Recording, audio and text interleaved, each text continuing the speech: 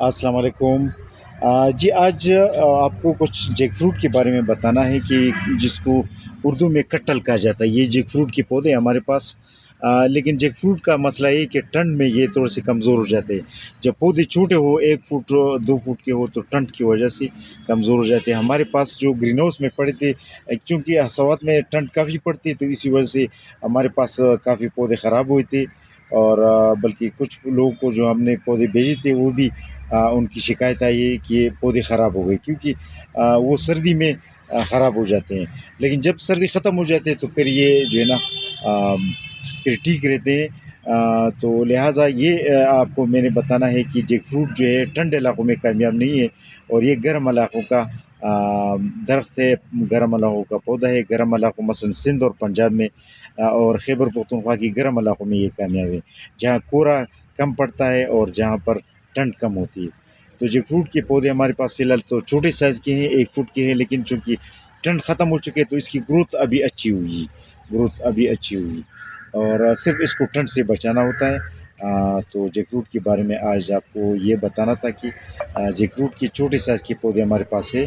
البتہ چھوٹے سائز کے پودوں کا جیک فروٹ کے حوالے سے یہ مسئلہ ہے کہ نگہداشت اس کی زیادہ ضروری ہے، تاکہ پھر یہ اچھی گروتھ شروع کر دیتے ہیں۔ تو آج آپ کو جیک فروٹ کے بارے میں بتانا تھا۔ یہ کچھ ڈیلیوریز اس کے علاوہ کر رہے ہیں۔ یہ ڈیلیوریز جو ہے نا خرمانی کے کچھ پودے، اور یہ جو ہے ناشپاتی اور ایپل کے کچھ پودے بیچ رہے ہیں۔ یہ اسلم زاہد صاحب ہے، لاہور سے اس کا تعلق ہے۔ ان کے پارسل میں زیتون کا پلانٹ بھی ہے ایک، اور پھولوں کے کچھ پودے ہیں، اور سلور بیری کی پلانٹس ہیں۔ یہ افضل احمد صاحب ہے، اس کا تعلق کشمیر سے ہے۔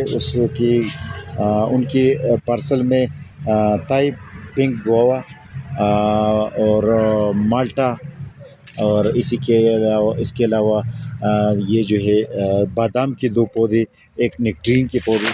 اچھا، یہ آصف صاحب ہے، آصف کومبا صاحب، اس کے ضلع ویاڑی بورے والا تحصیل سے اس کا تعلق ہے۔ ان کے لیے 15 ارلی گران آڑو کے پودے اور کچھ 2 پلانٹ ناشپاتی کے بھیج رہے ہیں۔ محمد رحمان صاحب لاہور سے اس کا تعلق ہے، ان کے لیے 55 پودے جو ہے یہ نیکٹرین کی 2 خرمانی اور 1 الو بخارا کے پودے بھیج رہے ہیں۔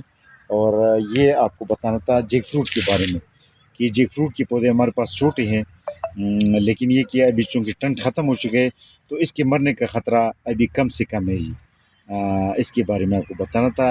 جیک فروٹ کا جب پودا چھوٹا ہوتا ہے نگہداشت کی بہت سخت ضرورت ہوتی ہے، تو وہ ان حضرات کے لیے یہ زیادہ بہتر ہے، تاکہ اگر وہ نگہداشت صحیح کر سکتے ہیں، کیونکہ ہمارے پاس پودوں کی تعداد چھوٹا ہے، سائز چھوٹا ہے۔ تو اس بارے میں آج آپ کو بتانا تھا۔ اللہ حافظ۔